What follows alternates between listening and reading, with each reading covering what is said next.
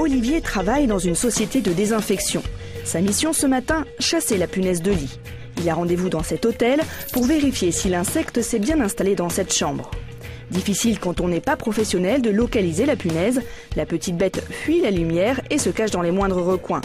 Mais Olivier connaît bien son ennemi. En quelques minutes, il parvient à la repérer. Tenez, là par exemple, il y a une punaise de lit morte, ce qui va nous indiquer que cette chambre a effectivement été infestée à un moment donné et qu'il y a un risque de présence de spécimens vivants. Pour venir à bout des punaises, il faut déployer les grands moyens. Démonter le lit, le mobilier autour du lit et tout pulvériser d'un puissant insecticide. Il faut dire que la punaise est redoutable.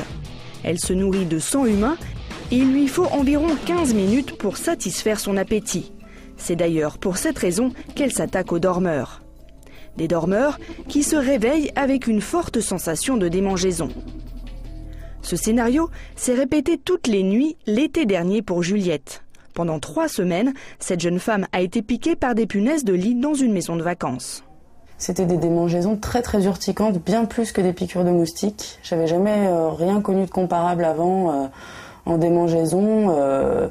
C'était vraiment insoutenable et j'étais obligée de me gratter tout le temps. Je me couchais assez angoissée dans l'idée d'être piquée. Effectivement, à chaque fois, je commençais à être piquée la nuit et là, j'allumais la lumière pour essayer de constater ce qui m'avait piqué et je ne voyais absolument rien. Donc j'essayais de me rendormir. Et successivement, j'étais réveillée, puis re-réveillée. À chaque fois, je cherchais les bêtes, mais je ne les trouvais jamais.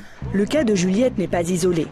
Les punaises de lit, qui avaient quasiment disparu après la Deuxième Guerre mondiale, ont de nouveau envahi certaines habitations. C'est un peu l'explosion dans le monde entier. On en trouve dans tous les pays. Et puis, avec les déplacements des populations, avec la multiplication des voyages, les punaises de lit se sont mises également à voyager. Donc aujourd'hui, elles prennent l'avion, elles prennent le bateau, elles prennent le train, elles prennent tous les moyens de transport et puis elles s'installent chez nous.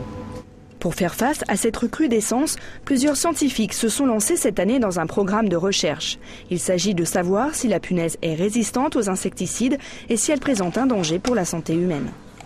On redoute effectivement que ces punaises soient capables de transmettre des agents pathogènes, des virus, des bactéries, des parasites.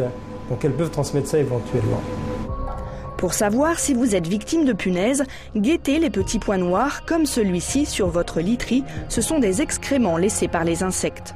En cas de piqûre, consultez votre dermatologue et alertez le service de salubrité de votre ville.